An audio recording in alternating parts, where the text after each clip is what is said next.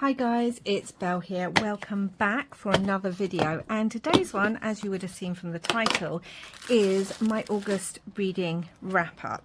And whilst I'm doing that, I will also be working on my snippet roll. I have got a video where I worked on this, but I have so many snippets again, and I just want to start putting more of them together on this roll. As always, what I'm going to do is I'm going to do my ebooks and my audiobooks first, categorize, and then I'll go through the physical books. And this time I'm actually going to try and arrange the physical books in a sort of generalized category, genre category. Whichever word. So let's get started. So August was quite a good month because I did a lot of reading due to some health issues. And so I ended up finishing 16 books. I was also taking part in the What Victoria Read reading challenge that had been running for like 2 months, and I have completed it, so I'm super happy about that. And I had several books to finish up for that challenge. So yes, it was a busy month and a good reading month on the whole. So as for audiobooks, we will start with those. I finished 3 audiobooks, and what I mean by this, if you're new here, hello and welcome, is these are books completely read on audio, not read physically in any way, shape or form. If you are new here, I tend to also, first of all, hello and welcome, but I tend to mix my reading formats depending on what I'm doing. So I will read some books just on audio, but other books I may have physically, but I might read them on audio and listen to them. I might listen to them on audio as well as reading them physically. So let's get just straight on to the audiobooks then, shall we guys? So I have 3. I read The Sirens by Emilia Hart, which is a historical kind of magical realism book. And Emilia Hart wrote a book that I absolutely loved a couple of years ago called Wayward. And I just love her writing. I really, really do. So this I gave 4 stars. It is set over 3 timelines. It is set in, I want to say, the 1800s, some point.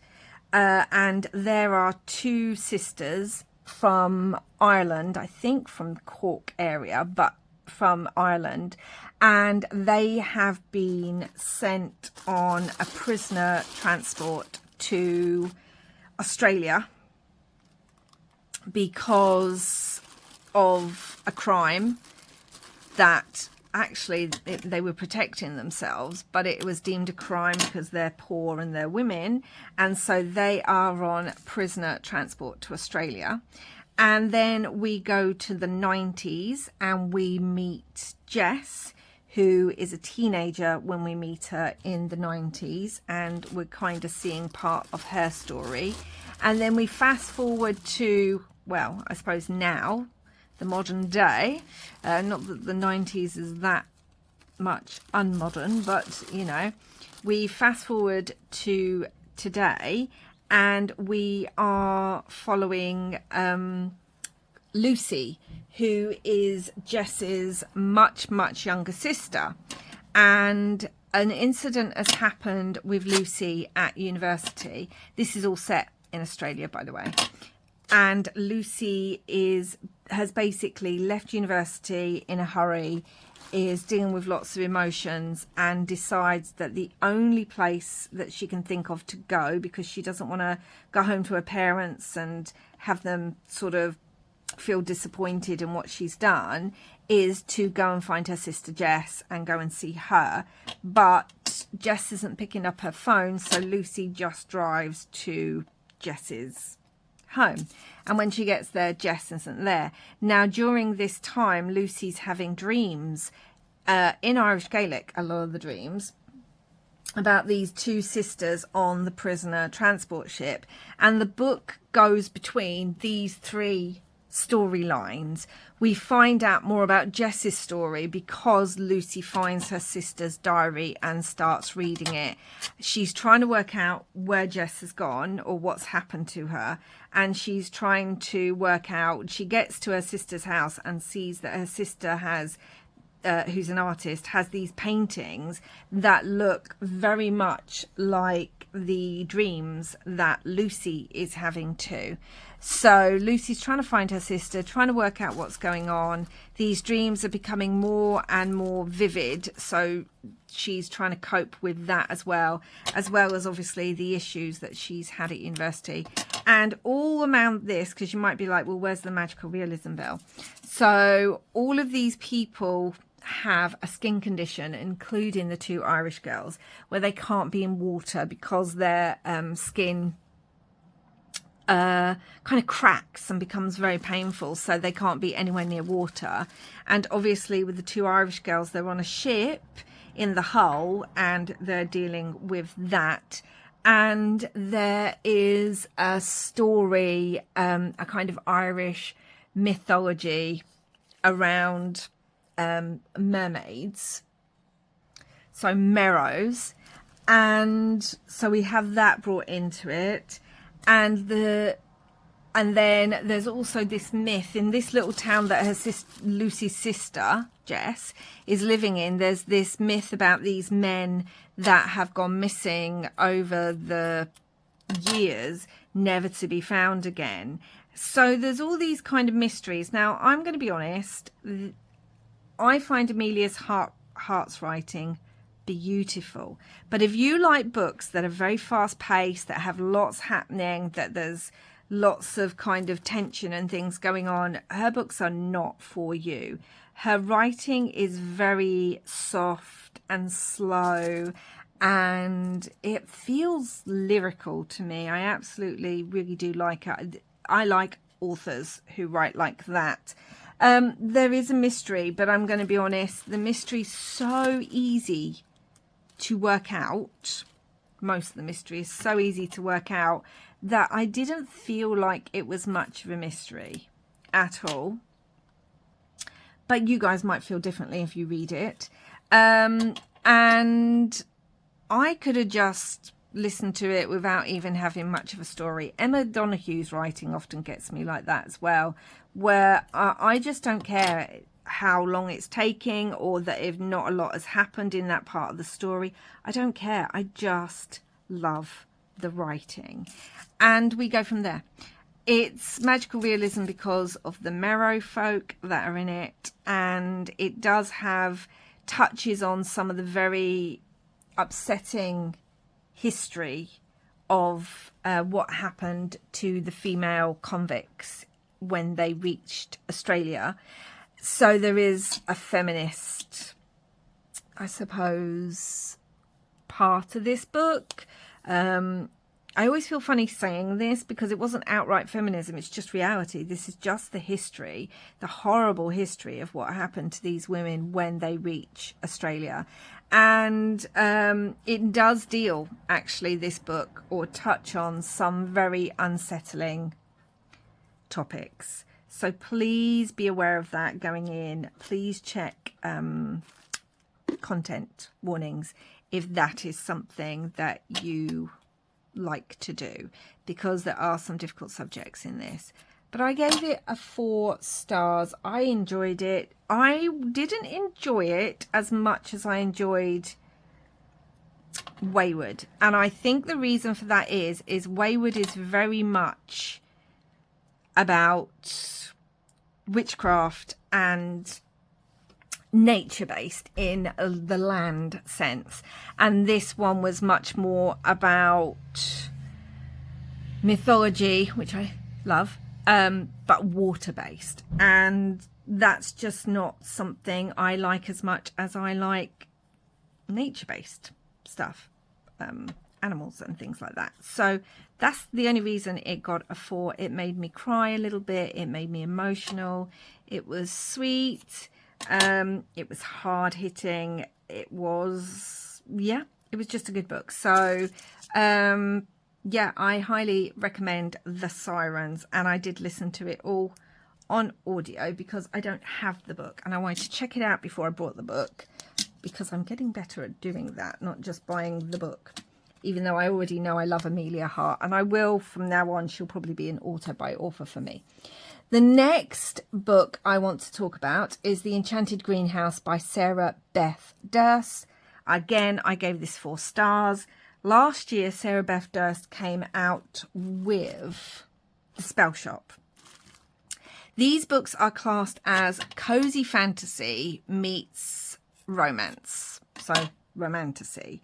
Now, as a lot of you will know, I am not a big romance reader. However, I will say I have quite a few romances this month, but I had to read this because I read this for one of the prompts in the reading challenge that I was taking part in. Now, I really enjoyed The Spell Shop last year. I didn't enjoy the romance, but I loved the world building, the surrounding characters. There are flying cats in these books. There are talking plants in these books. Like, that just touches my heart right there. I love it.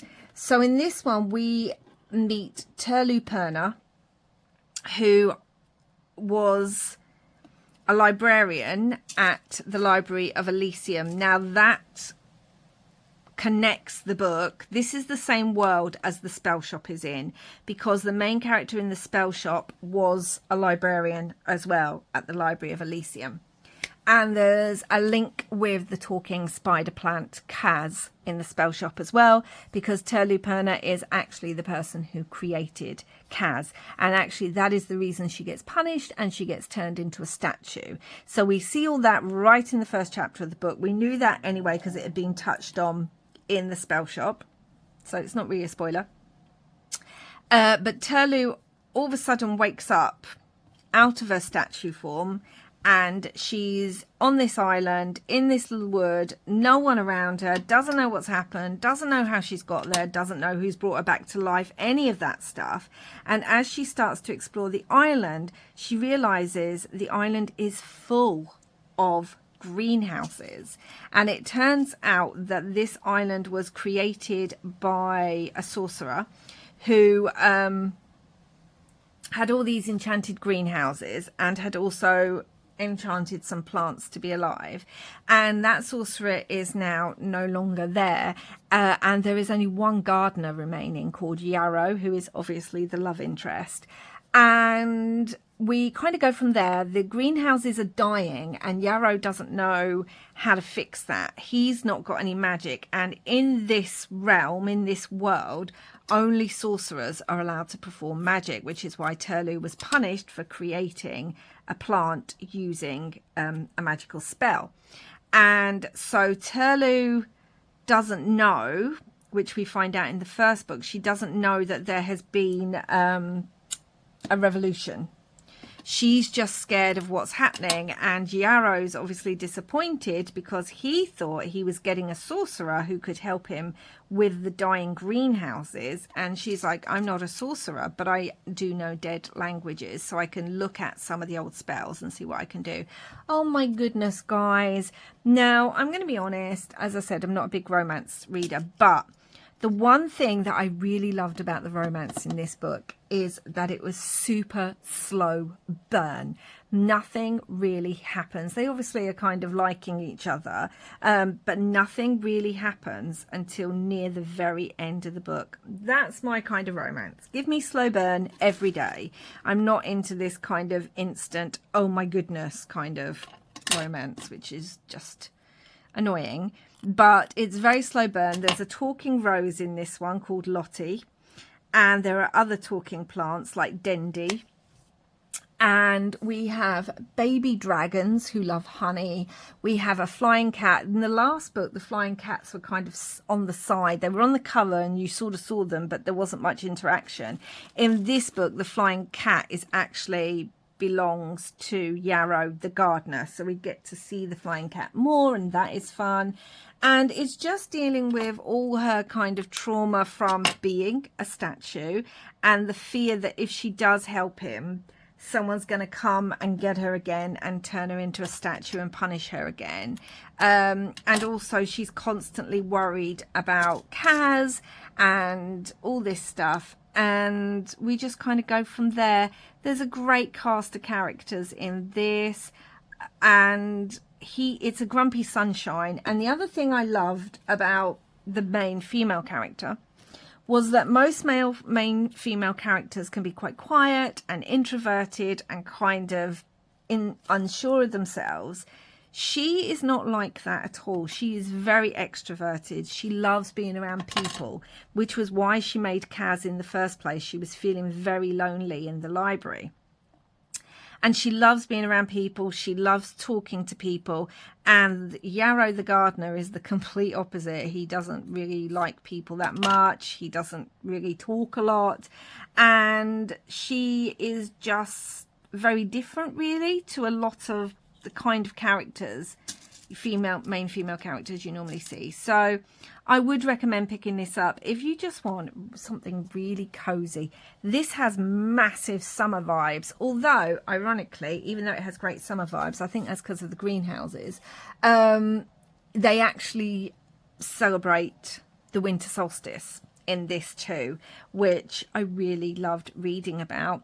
And there is a little cameo of Kaz, as well as the character, the main female character from the spell shop.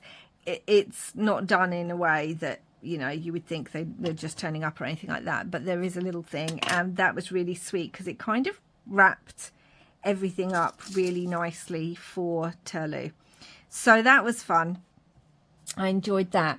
Now, the final book of the month that I finished, and one of my favourite books of the month that I ended up giving 5 stars to, I believe, was A Witch's Guide to Magical Innkeeping. This is by Sangu Mandana, and this again is set in the same world. It's magical realism, cozy fantasy. So as I was saying, A Witch's Guide to Magical Innkeeping is set in the same world as her original book, which is A Very Irregular Society of Witches, I believe it is. Now, again, these are what I would class as cozy romance books. And again, I'm not a romance reader, but Sangu Mandana does romance the way I like romance. I'm just going to say, this book is not perfect by any means. There are issues with this book, small ones, but you know, niggles. However, I don't care. I gave it 5 stars. It gave me all the feels. If any of you have ever read TJ Klune's House in the Cerulean Sea, this has that same kind of vibe. It has found family. It has magical realism. It has sort of characters who've really been through things in life but are still wonderful characters. It has comments on immigration, culture, things like that. It does it all so well. And in this one we have Sarah Swan, who lives in a magical inn with her Aunt Jasmine. Now, 15 years earlier, Sarah had been one of the most powerful witches in England. These are set in England. She'd been one of the most powerful witches to rival a certain another witch, and he was really unhappy about this because not only does she not look right, being half Indian, but she's a woman as well, and he was very unhappy about when they found out how powerful she was. And the reason they find out, and this is right at the beginning, so it's not a spoiler, is she does a very rare and powerful spell because her Aunt Jasmine passes away, and she does a resurrection spell. She brings her Aunt Jasmine back to life.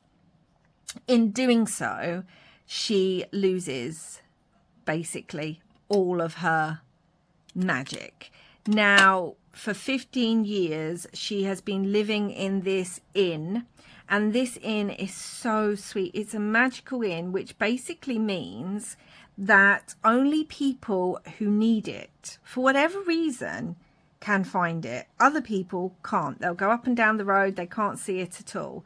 So only those who truly need it can find this inn, whether that's for one night because they're tired on the road and exhausted, or whether it's for other reasons. And this inn, like apple blossom rains in one of the rooms for 1 hour every Sunday, and things like that happen. And Sarah's trying to deal with the fact that she no longer has her magic, and she's been desperately trying to find a way to bring her magic back. And we're surrounded by other characters. There's her Aunt Jasmine. There's the undead skeletal rooster, who just makes me laugh. He makes me think of the chicken in Moana, as well as, in some respects, the chicken from Nettle and Bone. So that's funny. There's a talking fox who's actually a witch who was cursed to be a fox because of something she had done. There is Nicholas, who comes from a very wealthy family, who is not magical at all, but he has found the inn because he loves to dress like a knight. He believes he's a knight from the time of Arthur and works at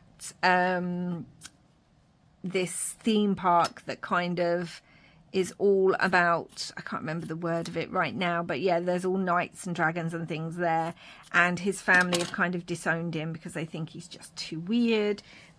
Sarah has kind of taken over the care of this young boy Theo, whose family are scared of him because they are non-magical people, and it turns out he is magical and they're scared of him, so she has taken him in. And there's other characters as well, and they're just all so wonderful. Honestly, I just love them. I love Sangu Mandana's writing style. Again, it's not as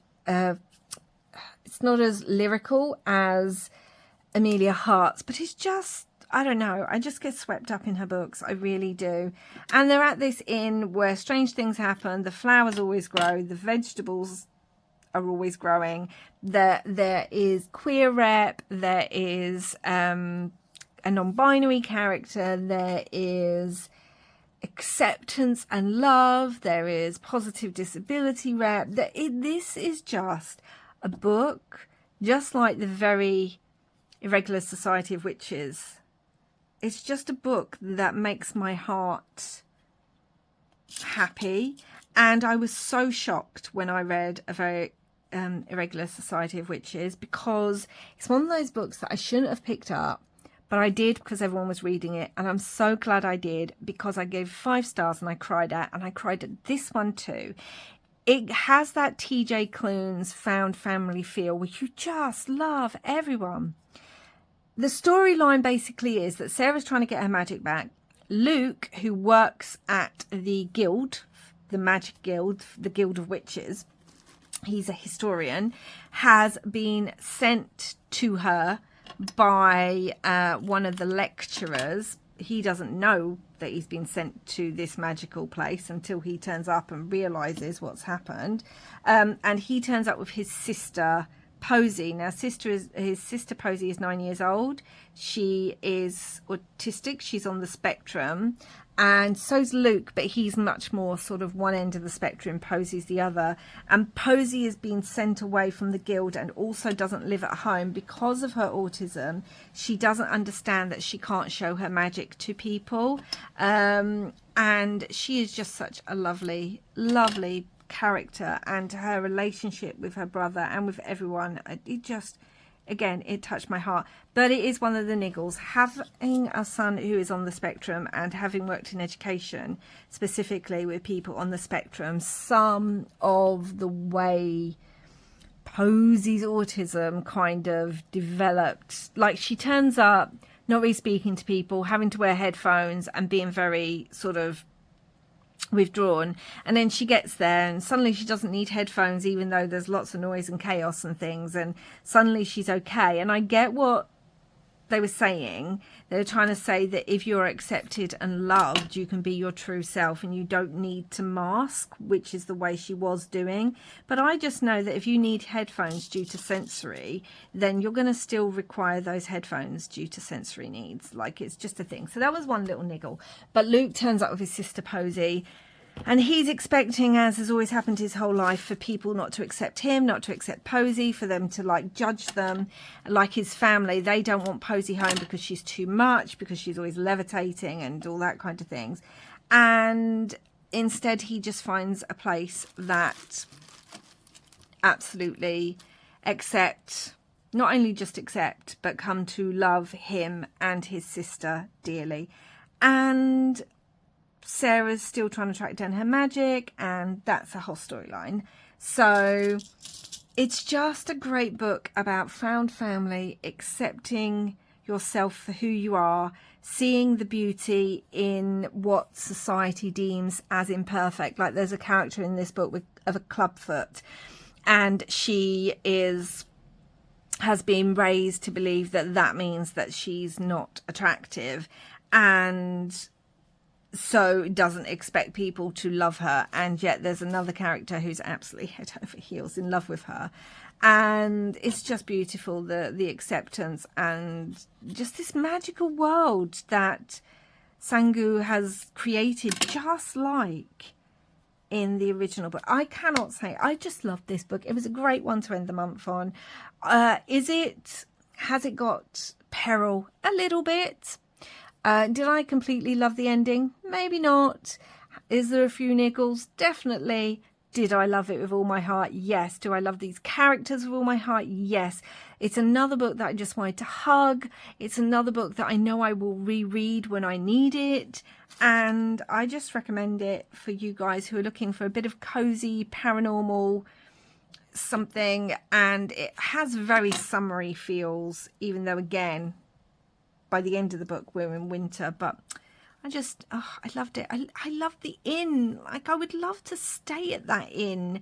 It's just, there's just so much beauty and positive representation in this book, and that little inn is the way the whole world should be. That's what I think. But anyway, move on from there. So that was the audiobooks I listened to. So I listened to 3 of those. The one ebook I listened to was The Body in the Bookstore. It's book 1 in the Secret Bookcase Mysteries by Ellie Alexander. I've heard really great thing about this book. I have mixed reactions to it, in all honesty. I gave it 3.5. I didn't particularly love how this was written. I didn't particularly get on that well with the main character. She was just a bit wishy-washy. It was, let me tell you what it's about first. That would help. So it's a cozy mystery. We meet Annie Murray. She has been working for the last 8 to 10 years in this bookshop in this tiny town called Redwood Grove, and this bookshop is built in an old manor house, and the guy who owns it and owns the manor house, Hal, is obsessed with Agatha Christie. So that was a big tick in its favour. And the bookshop is called The Secret Bookcase because it does have a secret bookcase. Oh my gosh, if this bookshop was real, I would want to live there. It's this big manor house, and Hal believes he's the secret illegitimate grandson of Agatha Christie. He believes that when she went missing for those days in the 20s, that she went off to have a baby. Now this just, no, that's just, it's not a thing, but it's an interesting concept. So he believes he's Agatha Christie's long lost illegitimate grandson, and he has themed his bookshop around Agatha Christie. There's a Poirot reading room, there is a Miss Marple room, there is different corners. Every room in the bookshop has a theme, and the other person working there, whose name right now escapes me, is a Sherlock scholar. So he's obsessed with Sherlock Holmes, and Annie has been working there. She was a criminology major, but in her last during the week of her graduation, again, you find this out all really quickly, her best friend Scarlett was murdered, and she's never fully got over the death of her best friend. So she left the career she was going to have, and she ended up finding this little bookshop, and she loves mysteries anyway, so she started working there, and she loves the bookshop. But the bookshop's failing. Redwood Grove is this beautiful, tiny little town, but the bookshop's failing, basically. And so Annie comes up with this idea of having a book festival, so over a weekend, and she gets most of the businesses within the tiny village town to go along with it. So another friend of hers works at the coffee shop. They're going to have an actual set of clues around a mystery that actually is related to the town, to a family that used to live there that might have hidden treasure. They're going to have the library join in. Different pubs and restaurants are going to do special themed meals and drinks that are linked to mystery authors and mystery writers and all that kind of thing. And Annie has arranged all this, and in doing so, she's getting ready for the big weekend, which is sold out straight away. And then she turns up to the main sort of the opening event to bump into 3 ex-college people, that one of which she was kind of friends with, the other 2 she kind of knows through them. And then one of those people is murdered in the secret bookcase. And we go from there. Now, I just didn't like the writing very much.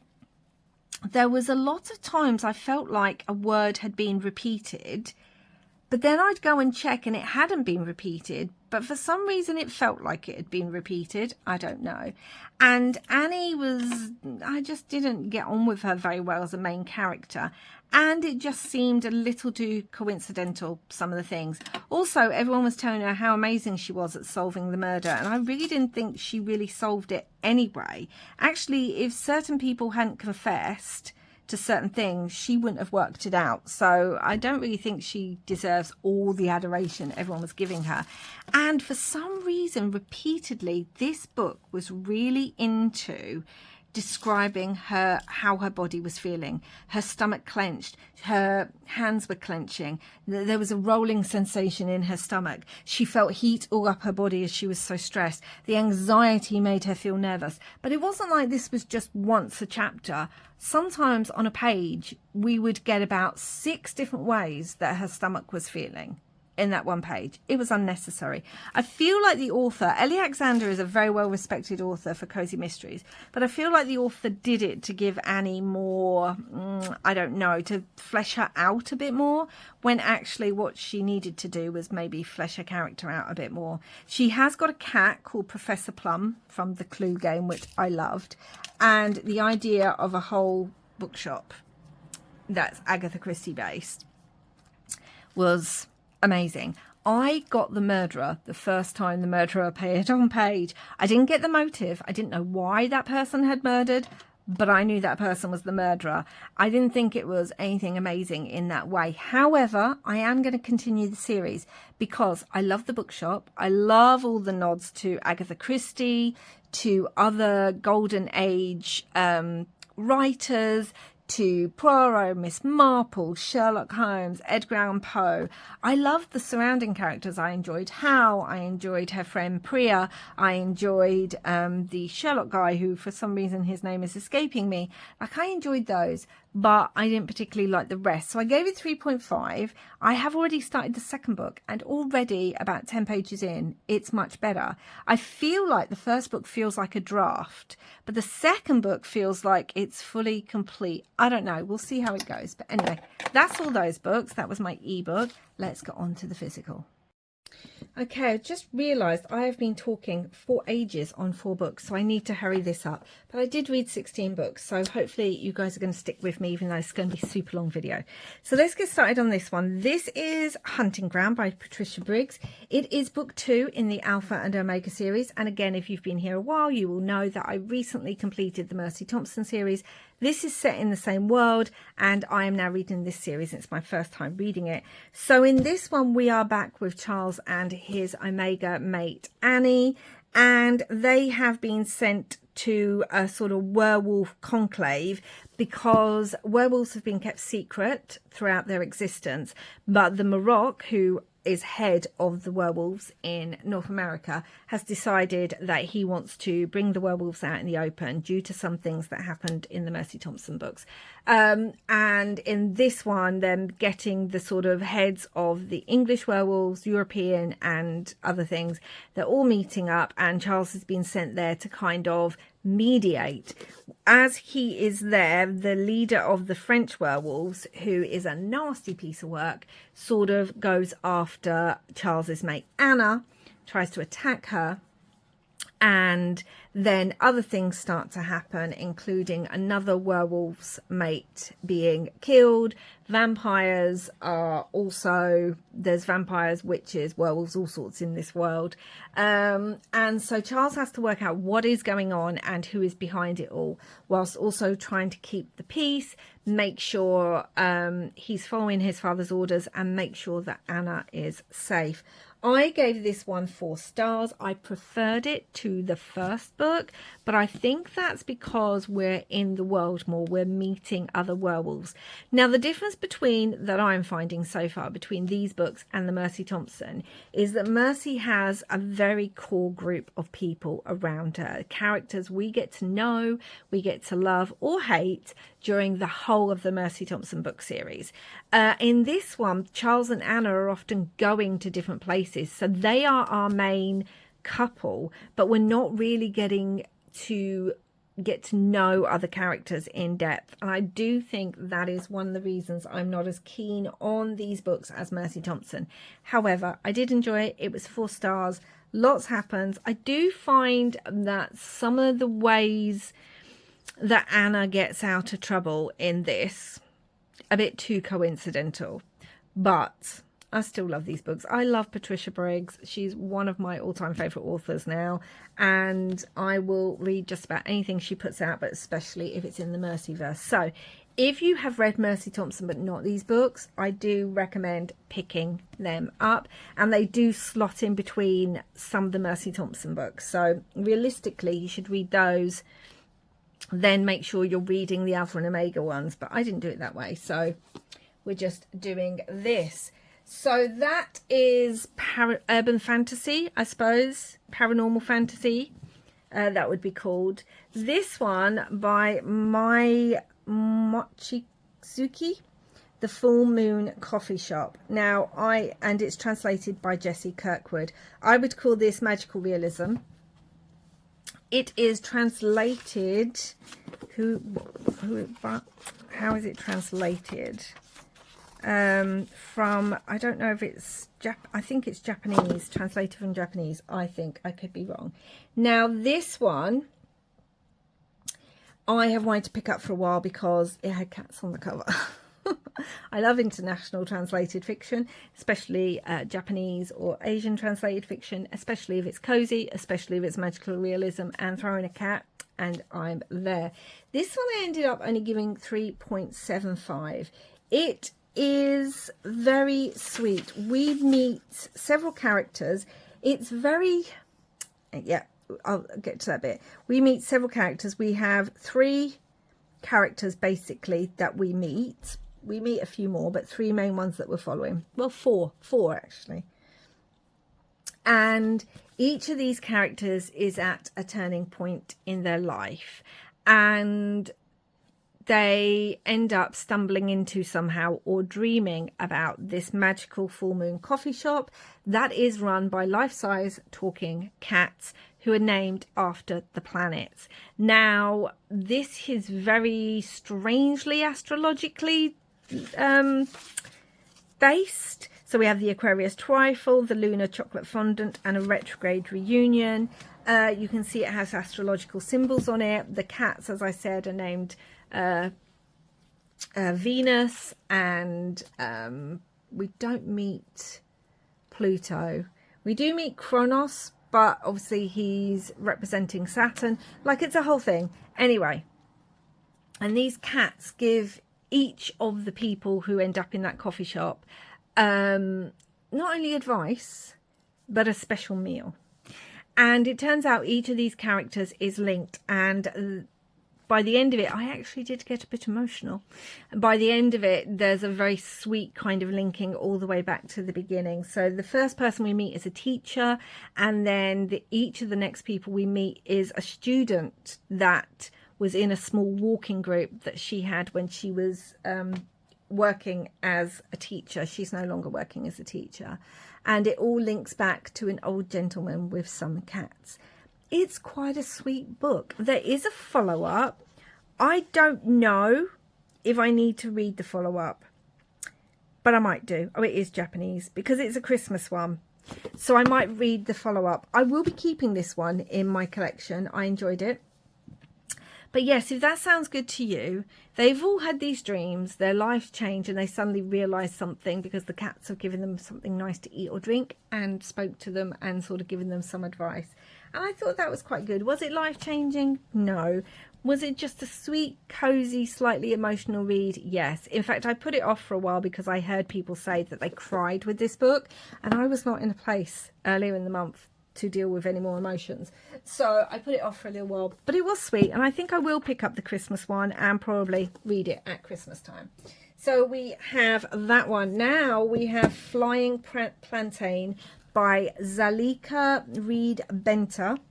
This is set in Canada, and it is, wow, it was a book I was really surprised by. I gave this 4 stars. This happened to me when I read Queenie, although that got 5 stars and it's still in my head now. But basically, let me read a bit at the back. Cara Davis is a girl caught in the middle of her Canadian nationality and her desire to be a true Jamaican, of her mother and her grandmother's rages and life's lessons, of having to avoid being thought of as too far or too quiet or too bold or too soft. Set in Little Jamaica, Toronto's Eglinton West neighbourhood, it follows Cara from childhood to the threshold of adulthood. And basically it's told in like little snippet stories. So these are all little stories that we first meet her when she was about 9 or 10 and she's on holiday in Jamaica. And then each of them are just little snippets of her growing up, the differences, you know, what's happening in her life, friendships, things like that, things going on with her mum and her grandmother and her. And Zalika Reid-Benta is, I believe, Jamaican as well. And she lives in Toronto. And so she's used her experience of what it's like being a person of colour, of Jamaican ethnicity in Toronto and in Canada, and what that's like depending on who you're around, what school you're in. I just really liked Cara. She wasn't a perfect character. She did things that you sometimes think, why did you do that? Her mother is a very complex person. Her grandmother is a very complex person. Her mother and her grandmother do not get on. They barely speak. And her mother is very overbearing, very controlling, because she had Cara when she was a teenager. The dad's not in the picture. And so she has high expectations of Cara, and she's very, very particular in how Cara should behave. And Cara's trying to fit in with friends who are maybe doing things that normal teens do, you know, dating, maybe smoking, sometimes not going to school and stuff, and all that kind of thing, whilst also trying to live up to expectations and to find her own place. She doesn't seem to fit in anywhere. And I just really enjoyed this. I gave it 4 stars. I flew through it. I read it in a couple of hours. I didn't want to put it down. Zalika has a very engaging way of writing, and you could really feel and see the world around Cara and feel her own emotions. The only thing I would say is it stops really suddenly. Like, it just stops. It's we get up to where she's about to apply for college, and that's it. It just ends. And so for some of you that might not work because it almost feels like it's unfinished. But I don't know, I would read another book all about Cara, and I have to check if Zalika Reid-Benta has written anything else because I definitely want to read it. So that's something, this is more like, this I read for the prompt literary fiction. It's completely literary fiction. It's talking about racism, it's talking about girlhood, it's talking about expectations, mother and daughter relationships, world around you, immigration. It's talking about all these kind of things, culture, and yeah, it was a brilliant book. I really enjoyed it, and I would recommend it if that sounds like something you are interested in. Plus, I don't read much set in Canada, so that was fun. So the next book I want to talk about is The Confessions of Franny Langton by Sarah Collins. I would say this is a book you really need to look up trigger warnings for. Let me read you a little bit on the back. It's 1826. All of London is in a frenzy. Crowds gather at the gates of the Old Bailey to watch as Franny Langton, maid to Mr. and Mrs. Benham, goes on trial for the murder. This is damaged because I did pick it up second hand. So we are with Franny, and she is an enslaved person. So we start in 1826, but we go back in time. And Franny is, as it says, on trial for the murder of the master and mistress of the house she lives in England. England? Now, yes, in England. Franny is an enslaved person. She grew up in a plantation. I can't remember where the plantation was, but it was a horrible place, as you can imagine. She's brought into the house at the age of 7 to be a house girl, and she is taught to read and these other things. And then about the age of 12, she starts helping the master of the plantation. Again, I really do say trigger warnings, with some experimenting that he's doing. Because this not only discusses enslavement and how it felt also to be brought to a country that these people were meant to be freed in. By this point in England, you could not own slaves in England, but that you could still own them on a plantation outside of England, and things are being debated and all this kind of thing. But she is brought by her master from the plantation and given to this family. By this point, she's in her 20s. But it deals with the biological experimentation and discussions that were going on about the physical differences in people. And some of those experimentations are discussed on page, not in too much detail, but enough that it was very hard to read. And so we follow Franny as she now comes to this house, tries to adjust to a new country. People aren't welcoming her. The other people in the house, except one particular maid who works there, the other people aren't welcoming her. They see her as a heathen, as dirty, as uneducated, as savage, and she can read better and has a better education than they do. And then she's dumped to be this lady's maid, and the mistress of the house seems to have what we would now possibly call a mood swing disorder or something like that. She definitely has ups and downs, and her and Franny begin a relationship. So, and then, as we already know, they are murdered and she is held accountable for the murder. And as she's waiting for her trial and the trial's going on, Franny is basically writing down her memories and everything like that. And we get snippets like from the newspapers. We get bits where I'm trying to see one. We get bits where we're hearing the witnesses brought to trial and Franny's listening to them. Did I say I gave this 4.5? This is historical fiction, and it has obviously queer characters in it. And it's a very hard read, guys, and it doesn't end in joy. It's not joy throughout, and it doesn't end, you know, she's not suddenly saved and all this kind of thing. But we do find out, because she says she didn't murder them, and her lawyer is trying to prove that she didn't murder them. And so, but no one's actually listening to that, because they're just seeing, you know, she's a mulatta. She's that was the term used because she is mixed race. There is lots of terms in here that we don't use today, but were obviously used at the time. And I think Sarah Collins has dealt with this very well. I think she's dealt with it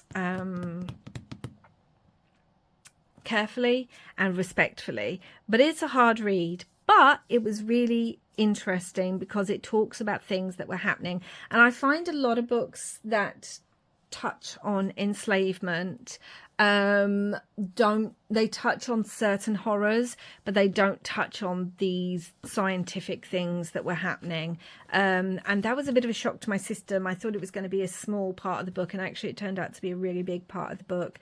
But there's some really good quotes in here which I wish I could give you that I can't off the top of my head, where Franny basically talks about that people want to hear an enslaved person's story, but they only want to hear the horrors of it. They only want to hear how awful it's been. They don't want to hear anything else. They don't want to hear about your joy or anything. They just want you to kind of be the person they expect you to be, so that then they can feel good about helping you. And it was, yeah, there was a lot spoken in this that still today is relevant, and I would really recommend picking this one up. I listened to it on audio as well as reading it physically, which was quite good for some of the accent and things like that and some of the words said, but it is a hard book, so please be aware of that. Now we get on to the only graphic novel I read this month. Again, this was for a prompt, but this is a graphic novel that I've read a couple of years ago and I read last year. I read it yearly. This is Garlic and the Vampire by Bree Paulson. I will give you a quick kind of look at the beautiful, I don't want to give things away, but beautiful artist sort of illustrations. This is a warm hug in a book. Now, I don't mind graphic novels. I quite like them. I don't read them that often, but the few that I do read, I tend to keep and I reread them. Now, this is one of two. We have Garlic and the Vampire and Garlic and the Witch. This is the first one. And when I originally read this, I gave it, I think, a 3.75. I enjoyed it, but I much preferred Garlic and the Witch. And I don't know how that is possible, because when I reread this book, I cried. I was like, oh my goodness. And I was like, yes. And oh, and then I hugged it. I hugged it so hard and I wanted to immediately reread it. It has been moved up to a 5. We are basically in this world where this witch Agnes, has enchanted these fruits and vegetables. She's brought them to life. So we have carrot, we have garlic, we have celery, we have potato, we have orange, we have all these wonderful little characters, and they live in these little houses that look like them, and they are just wonderful characters. And we have a lot of different representation in here as well, which I always enjoy. And basically the garlic is this little anxious bulb. It actually says that at the beginning, for all the anxious bulbs. And I feel like I'm an anxious bulb, and it just talks to my heart. Garlic's super anxious. She always thinks she's doing something wrong. She's often late. She's just always overthinking. And then a vampire moves in locally, and she's sent to try and battle this vampire or find out what the vampire wants, because she's Garlic, obviously, and she doesn't want to go. She's terrified, but she wants to protect her vegetable pals and Witch Agnes. And obviously Witch Agnes doesn't just send her. She says, it's up to you, Garlic. You don't have to do anything you don't want to. You know, you can stay here. We'll all be okay with that. But Garlic's like, no, I'm going to go and help my people. And she's shivering and shaking and absolutely terrified down to her little garlic toes. And so she goes on this journey to meet the vampire and to deal with it. And this is such a feel-good book, guys. Look, if you even remotely like a graphic novel and you want something cozy, that's a hug, that's going to make you feel good, that's going to make you smile, that's going to make you laugh, that's going to make you a little bit emotion in your heart, especially for these coming autumnal months, please pick up this book. Honestly, guys, I can't recommend this enough. And I really wish Brie Paulson had done a third book. I really, she's done other graphic novels that I haven't picked up, but I've heard they're amazing. But I really wish she'd done a follow-up in this world, because I love this book. I love Garlic and the Witch, and I just want another one. I just love this so much. I mean, for all the anxious, I just love even the colours are just beautiful. So how can you get so much love and some representation? And this is all about, you know, being your best self, believing in yourself, doing great things even when scared, and feeling loved and supported and connected and found family, and also defying other people's expectations as well. So I just love it. That's enough about that right now. Okay, we are going to get on to the cozy mystery section. I think there's two, and both of them are Agatha Christie. So we have Peril at End House. This is book 8 in the Poirot series. And at this one, Poirot and Hastings, Poirot is still retired. For half of his books, Poirot's like, I'm retired. He's always doing cases, you're not retired. And I gave this one 4 stars. I do really enjoyed this one. But because I know the twist in this one, and it's not a twist you can easily forget, that kind of sometimes takes some of my enjoyment. So it gets 4 instead of 5 stars. But if you haven't read this one, I highly recommend it. So they're on holiday in Loo, I believe. And whilst they're on holiday, they come across this young lady. And right now I can't remember her name. But they come across this young lady who lives in this house called End House. I really can't remember her name. Oh, Miss Buckley. And she lives in End House, and she says someone's been trying to kill her. Like, she keeps having these weird accidents. And when she's sitting with Poirot, it turns out something happens that means that he believes someone is trying to do her harm. And so he invites himself to End House, and she has a group of people who are staying with her at the time, and we go from there. We're trying to work out who's trying to do her harm, what is going on. Someone does get murdered, and then there's more attempts on her life, and Poirot is trying to make sure everyone stays safe, work out what's happening. There are twists and turns in this one, as there are in all Agatha Christie. It's, again, a good one to read in the summer because it's set during the summer. It's also set near Leeds as well, and it's just really interesting. We've got this old house, we've got people who are attempting, Miss Buckley's life is constantly in danger. We have this odd cast of characters that you don't know who to trust, as usual. Someone is murdered, and Poirot is used as a bit of a scapegoat for one of the attempts, and he is angry about this. So I gave it 4 stars. I enjoyed it, and that is that. And then, guys, as some of you will know, I went and finally saw The Mousetrap a little while ago for my birthday, and I bought the book and I read it. Obviously, I'd just seen the play, so reading it, this is word for word the play, so I don't want to like, look at this cover, guys. Just look at it. Even the mouse shines. Can you see that? This is the special 70th anniversary. I've got my little stamp saying when I went. But it's not just the play, guys, which is good on its own. It's actually got all bits about the history, photographs, all sorts of things. There was a couple of things I wanted to tell you. Oh, this one.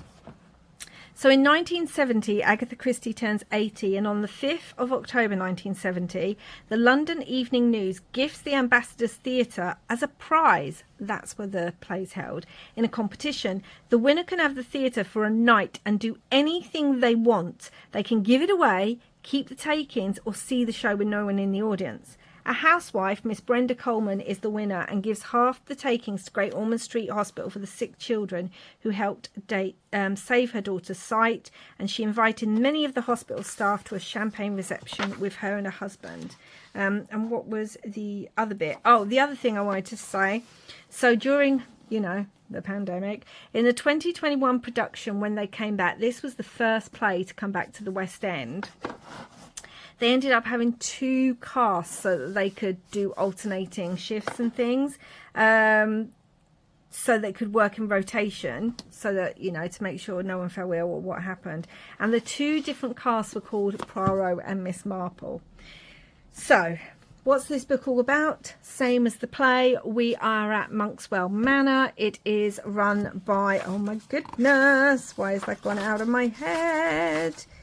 Oh my goodness, I can't remember. The Ralstons. It's being run by the Ralstons. It's their first day opening.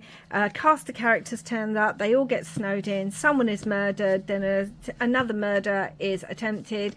And there's a murder before that the play opens with. And we go from there. This is very good. And if you are interested in Agatha Christie, this is probably the better book to get, because you can buy it without having to see the play, because not only do you get the script, which again is word for word, it's brilliant, but you get everything about the play. You get all the history of it, proper notices. Even these bits here are all actual newspaper results of the first ever performance. You get the different cast, who played what, the history of Agatha Christie, things about the royal family, because the original play, The Mousetrap, which wasn't called The Mousetrap, it was called something else.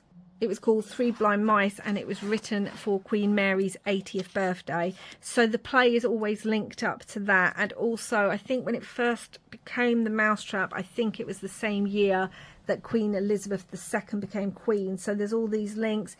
There's all the different cast. Look at this, 2001. Everyone who'd been in the cast that was still with them. I mean, amazing. Just all the history, all of these things, the people who've played the different characters, how to keep it a secret. Like, it's amazing, guys. And I gave it 4.5. It wasn't quite a 5-star because The Mousetrap isn't my favourite Agatha Christie ever written. But it's 4.5, and I loved the history. Can you imagine winning a competition that says you can have a theatre for a night and you could do anything with that theatre?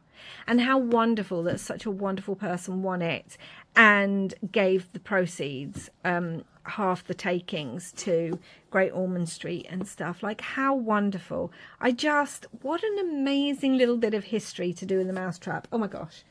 I'm so glad I saw it, guys. I really am. And yes, I've read the play now, so woohoo! Now we're on to what I want to call magical realism, fairy tale, young adult retellings. So, first book I finished in the month was A Sorceress Comes to Call by T. Kingfisher. I love T. Kingfisher. She wrote one of my favourite books of all time, which is Nettle and Bone. I love her comedy. She does a lot of different styles. She does horror. She writes children's books. She loves fairy tale retellings. And this book is beautiful. Absolutely beautiful. Now, it is very, very, very loosely based on the old fairy story of the Goose Girl. So if you know that one, this is based on this. Now, this I gave 4 stars. I'm going to be honest, guys, this did not make me laugh like Nettle and Bone did. This didn't give me smiley times like Nettle and Bone did. This was a hard book to read. I felt like there was no kind of joy in this book. Other people have said it's got it. I didn't. I felt there was a lot of very, very difficult subjects dealt with in this book. So please, please get some trigger warnings. If you need to read those, please read them. We are dealing with a young girl. I am trying to remember her name because I read this, Cordelia. So we are dealing with Cordelia. She is a young girl. Her mother, Hester, is a sorceress.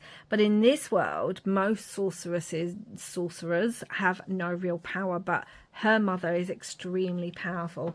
And this is a very, very, I want to say abusive, neglectful relationship between her mother and her. Her mother treats Cordelia horrifically.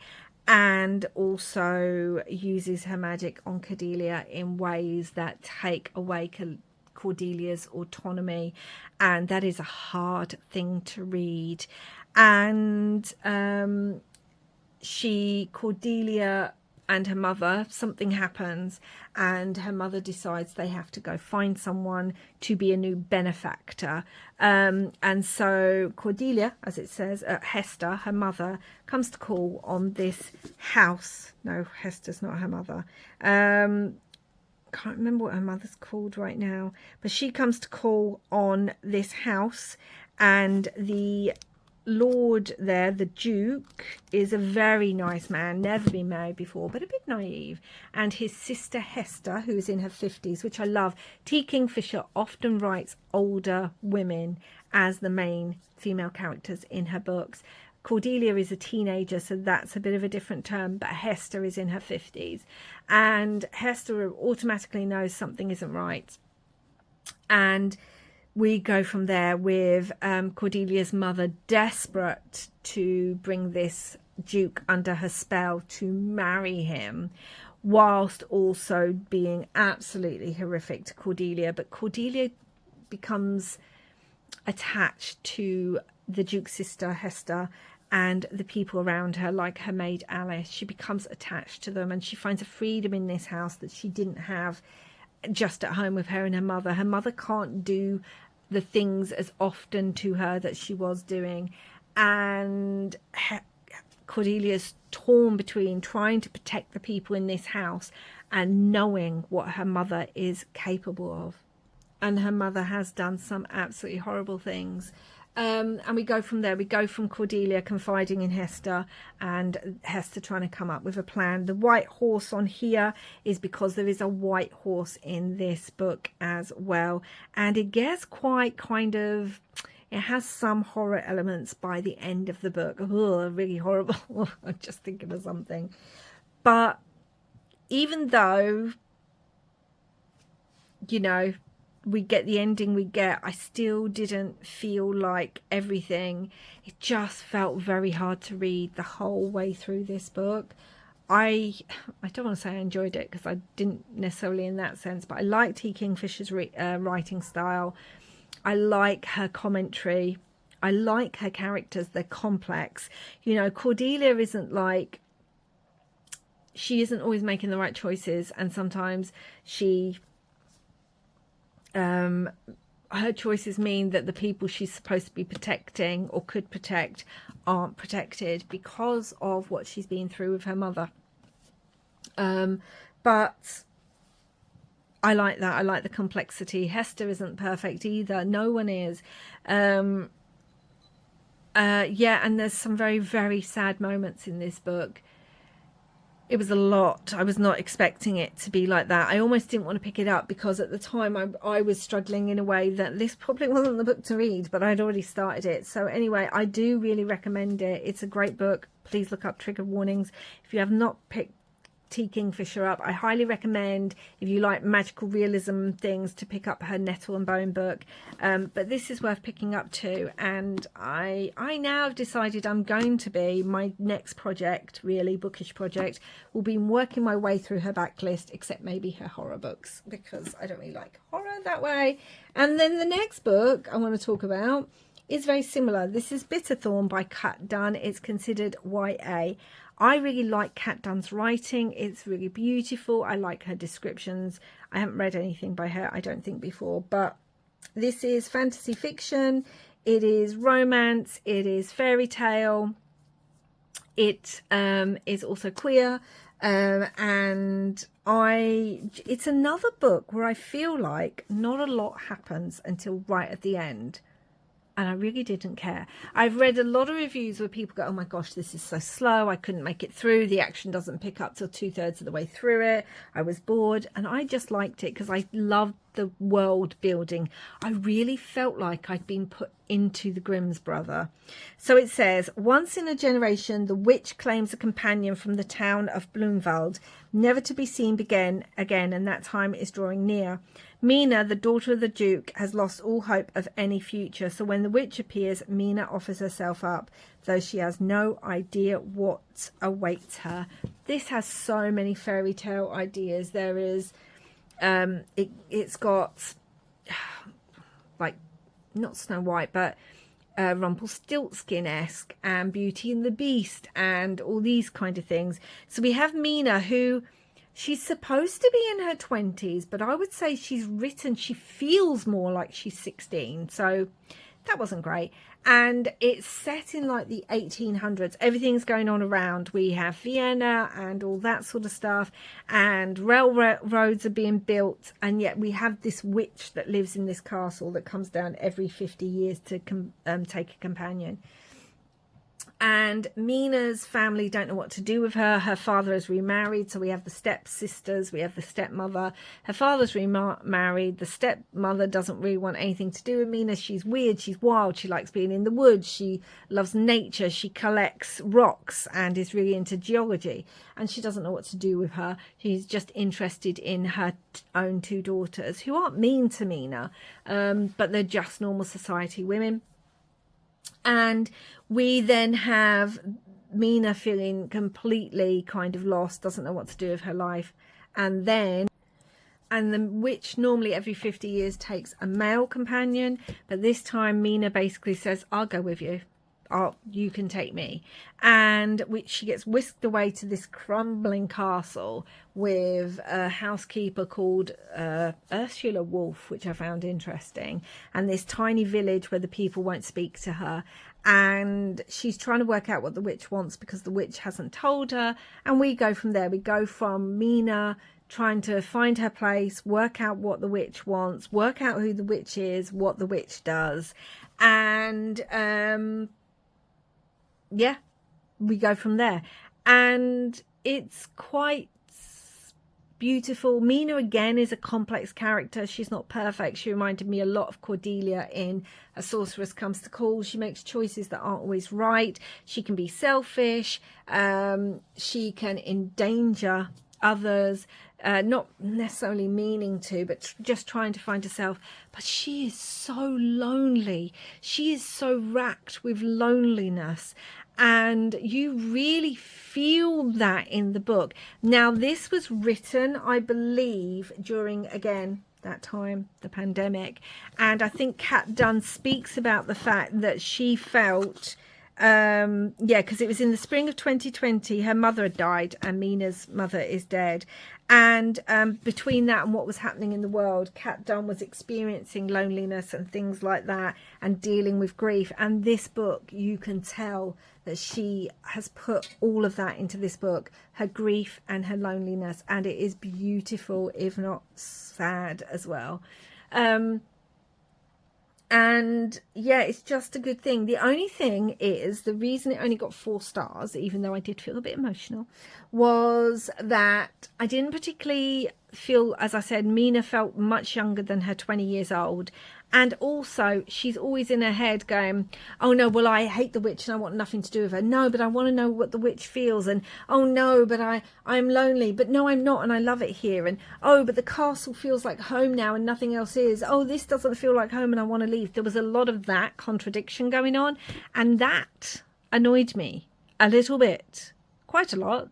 Whereas the rest, the world building, oh my gosh, it spoke about winter and the snow on the ground. And I literally, in the middle of a heat wave, felt that snow. It was so well done. So if you like fairy tale retellings, if you like complex female characters, and if you like world building, this might be the book for you to pick up, even though it's young adult. I don't tend to read young adult, but this month I read quite a lot of young adult. Okay, and talking about young adult, we're now going to go to middle grade books, which is 3 books that I read.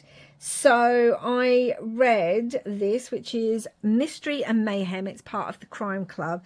I picked this up secondhand because a few years ago I brought the Christmas version of the Crime Club, and I brought it because it had 2 of my favourite middle grade authors in it, which was Robin Stevens, and this one hasn't got the other one in it. I think Elle Nickel might have been in it, and I love their middle grade. Now this got 3.5, and it is what it says. It's 12 deliciously intriguing mysteries. These are all the authors that are in it. I really like Frances Harding. I also really like, as I said, Robin Stevens, and I've got a couple of books by a couple of the other authors, so I was interested to see what they were like. It is split into 4 categories. We have impossible mysteries, canine capers, poison plots, and closed system crimes. Each of those categories has 3 stories in them by different people. Now, some of these stories I loved. Like, I really loved Mel Foster and the Hound of the Baskerville. I really loved, what was it? Oh, The Mystery Room I enjoyed. I also really did like God's Eye by Frances Harding. The Mystery of the Pineapple was good, but there were some others that I didn't, and I'm going to be honest, I was kind of shocked by The Mystery of Diablo Canyon Circle by Caroline Lawrence. I was very shocked. I was not expecting it to end the way it did, and I kind of went, this has a Roald Dahl feel to it, because it's not really the joyous thing that you think of when you think of middle grade. However, I did enjoy these. They were fun. They were quick mysteries. They were interesting. They are written for middle grade. So that's the thing. I've given it 3.5, but I'm not the audience for this. And I think younger readers would, especially if they're into mystery stories, would really like these stories. I love the way they're done in themes. So it literally says impossible mysteries, and it tells you what an impossible mystery is, and it gets you to try and work out as the reader the crime. Now obviously I'm an adult. I've read many murder mysteries, including Agatha Christie, so I worked out every crime. However, and some of the crimes weren't that interesting, but it was a good fun read, and after quite a few serious books, as you can see, I needed it. So that was 3.5. Then I read Grave Matters by Juno Dawson. Now this is classed as young adult, so it should have been with Bitterthorn and Sorceress Comes to Call, but anyway. And this is considered a horror book. I love the Her Majesty's Secret Coven series by Juno Dawson. She also, if you're a Doctor Who fan, wrote the recent episode, the what's it called? The Eurovision type episode that was recently in the recent Doctor Who, and she's written other Doctor Who books and stories too. So I saw this secondhand, and I needed a book for the reading challenge that I was doing, that was by an indie publication house, and it is beautifully quite illustrated. Let me find an illustration. It gives me kind of Chris Riddle feelings. So it's illustrated by Alex T. Smith. Eliza Gray, 2000 to 2017. Beloved daughter and sister rest in eternal peace. Eliza turns to me. Sam, she says, as tears run down her face, I died. So this is a very quick read. It's 150 pages. It's got some creepy illustrations. I gave it 3.75. I love Juno Dawson's writing. I just do. I like the way she puts things. I like, again, her work often feels lyrical and all that kind of thing. This is dealing with Sam, who is, I think, 17, and he has been dating Eliza for 3 years, and there is an accident and she dies, and he can't cope with his grief and his loss. And so he goes on a quest to find a way to right that wrong, to bring her back, and we go from there. It's just a really interesting look into grief. It's a really interesting look into guilt.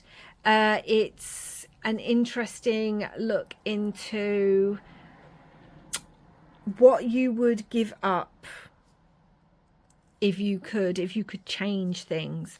And we have good representation in here, both well, all sorts of representation in here. And yeah, it was interesting. I actually, funny enough, read this book after Garlic and the Vampire because they're both so quick. I'm really glad I did. I'm not going to, this will stay in my collection, and I think I'll probably read it most years around spooky season. It wasn't, I was expecting, so it's under horror, and I'd read a lot of reviews that said, oh my gosh, this is so scary, I can't believe this is for children, this is one of the scariest books I've read lots of horror, but this has given me nightmares. And I read this and I wasn't particularly freaked out in any way, shape or form, and I don't read horror or watch it, so that was interesting. It touches on faith as well, because Sam's father is a priest, but he has Haitian heritage, or he is you know, mixed race, and Sam's aunt, his father's sister, practices voodoo and hoodoo, so there is that element to it as well, which is very interesting, because Sam's kind of caught up between, he doesn't believe his father's faith, but he hasn't spoken to his aunt in years, and how does that all play out as well when you're grieving? And he asks his father questions about grief and things like that. So there's a lot in this very tiny book, but I didn't find it overtly scary. There was only one image that I thought, ooh, no, creepy. But other than that, it wasn't scary. The scariest thing in this book for me is the loss of a loved one, is the grief that is spoken about. Yeah, it was good. It was quick. It was done. I'm going to keep it, but I don't know how much it will stay with me. Now, as many of you know, if this isn't your first reading wrap up, I'm picking a book or two books sometimes a month where I read one of the short stories in there each day. And this time it was The Wind in the Willows by Kenneth Grahame. Now, I have never fully read a whole collection of The Wind in the Willows.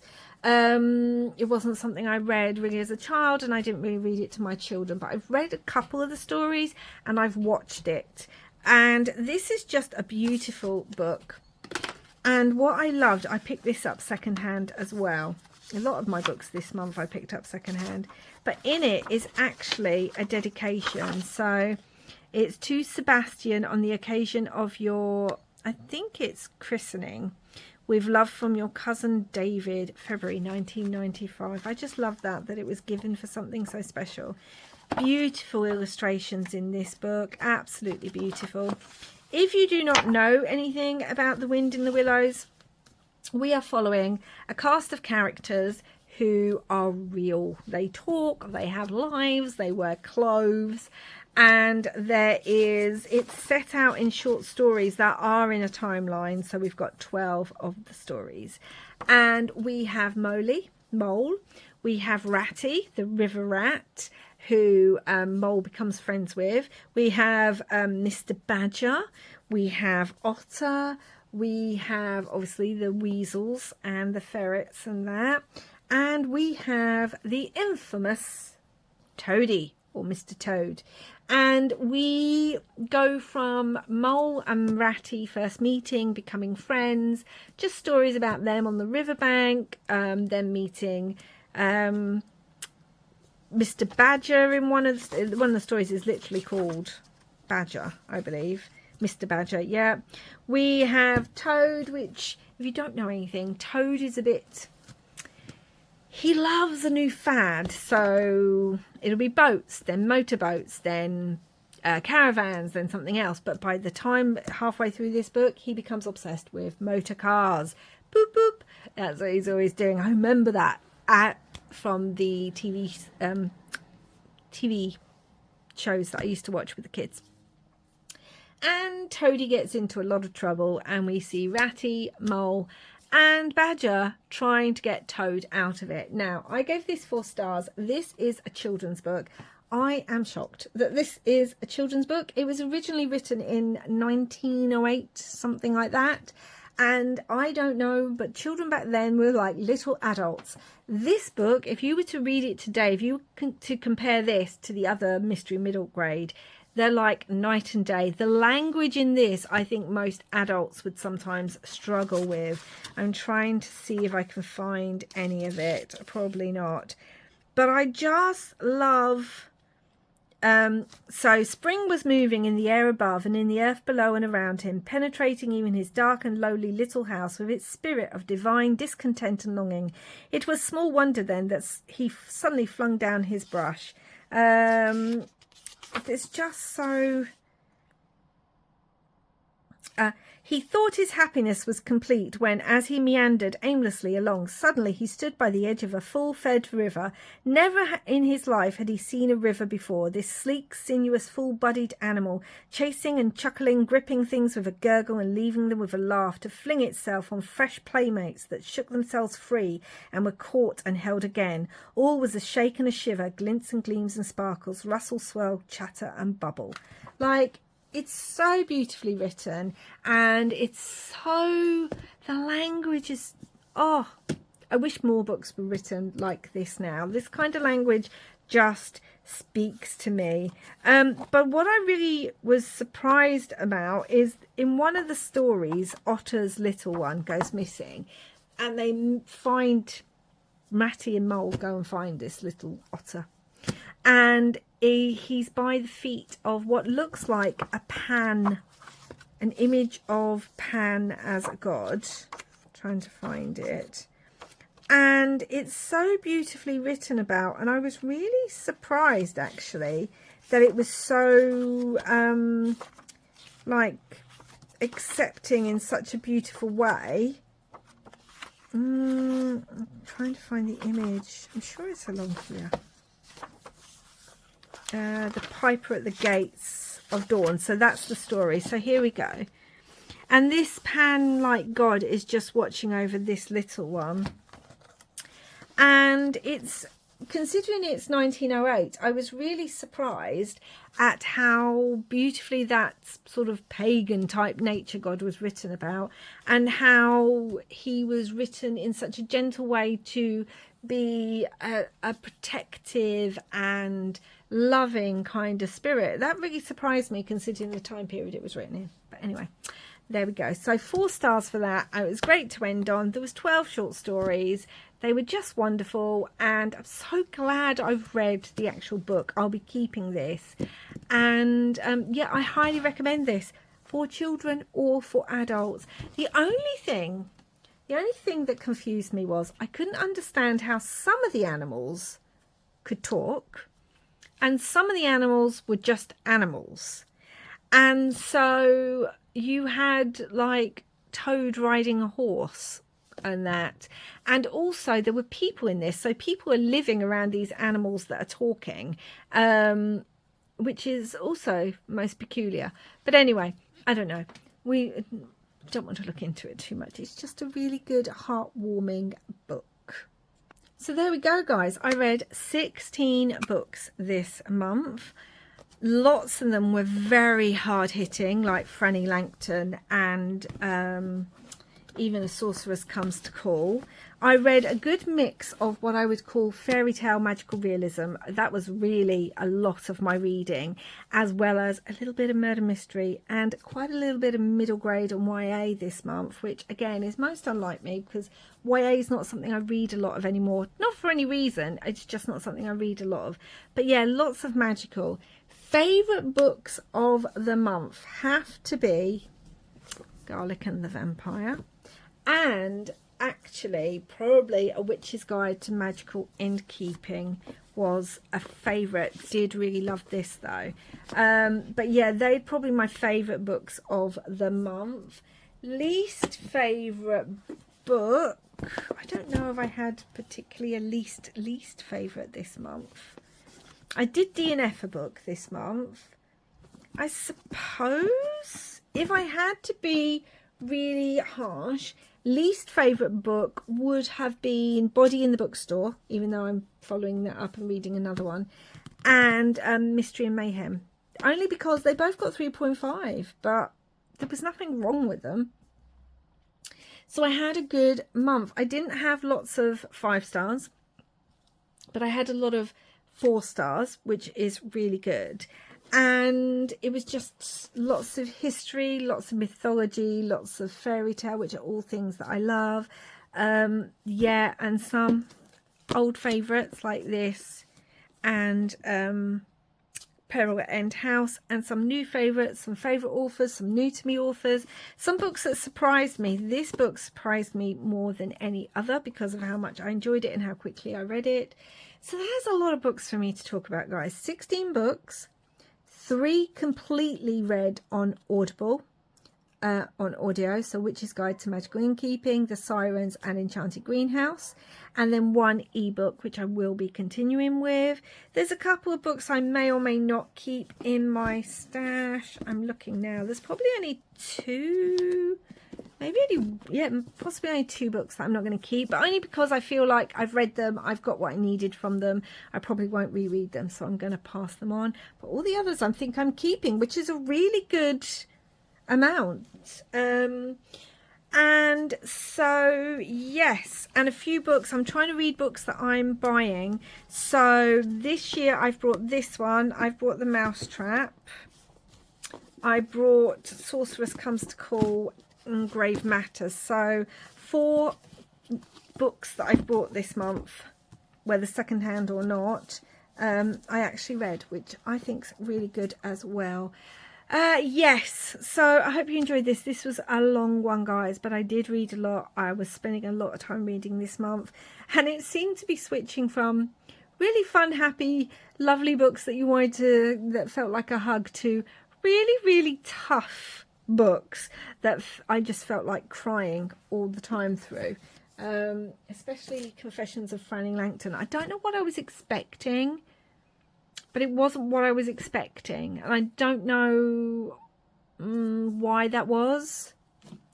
It was definitely darker than I was expecting, but I don't know, but I still enjoyed it. So lots, I hope, to inspire you. Hopefully there's something in what I've read that will inspire each of you to pick up something new. And that's it for now, guys. Hope you enjoyed this. Thank you. If you have stayed with me all the way, how about leaving a character from Wind in the Willows? So if you go as an emoji, whatever animal, whether it be a rat, I don't know if there is any, a toad frog, I don't know if there's a mole or a badger, leave me an animal down below that you think would be in Wind in the Willows. Yeah, I think that would be good. Thank you so much for watching today.